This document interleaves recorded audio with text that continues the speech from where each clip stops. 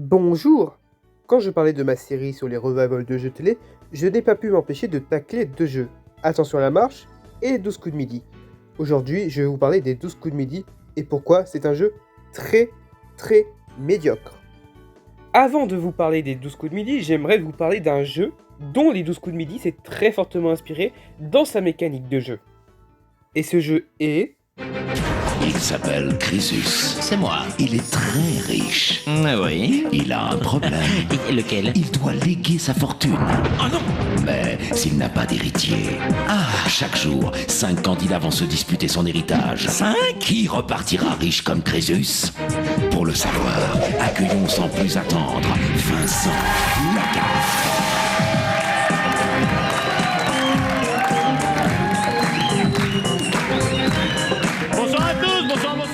Eh oui, ce jeu est Crésus, diffusé sur TF1 entre 2005 et 2006.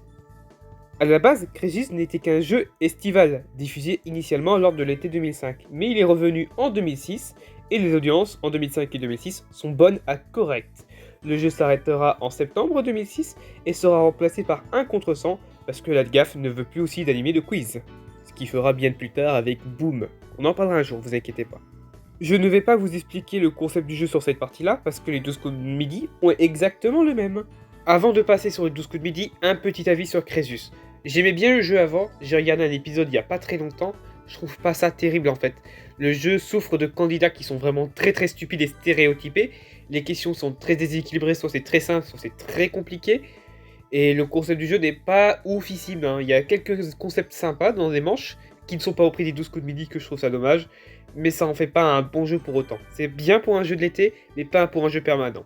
Maintenant, nous allons passer sur les 12 coups de midi.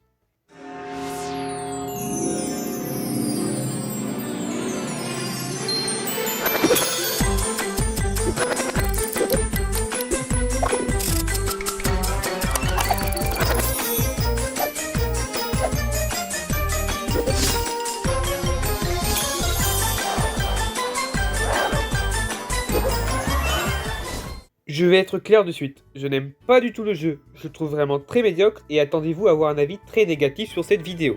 Nonobstant, je vais être respectueux et poli, parce que le but ce n'est pas d'insulter le jeu, mais de montrer pourquoi je ne l'aime pas. Merci de respecter mon avis dans les commentaires. Le concept du jeu est simple, je vais le résumer brièvement, c'est le même que Crésus. Ce sont 4 candidats qui s'affrontent sur des questions de culture générale. Les candidats ont droit à 2 mauvaises réponses avant de partir en duel.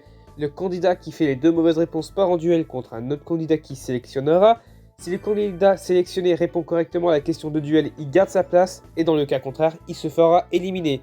Ça dure sur 3 manches. À la manche finale, la spécificité de 12 coups de midi, c'est qu'en fait, le candidat qui reste doit répondre à des questions et à la fin doit deviner une grille mystère. C'est la nouveauté de ce jeu par rapport à Crésus. Maintenant, nous allons passer au défaut du jeu. Bon, maintenant que les formalités sont terminées, je vais passer dans le vif du sujet. Le jeu étant diffusé depuis 2010, ça va faire 14 ans que le jeu existe, et pour moi, il n'a pas évolué d'un poil, il a même régressé dans certains points. C'est au niveau des questions où le bas blesse. Pourquoi? Les questions dans ce jeu sont sujets à débat et à controverse. Je vais vous présenter 3 points.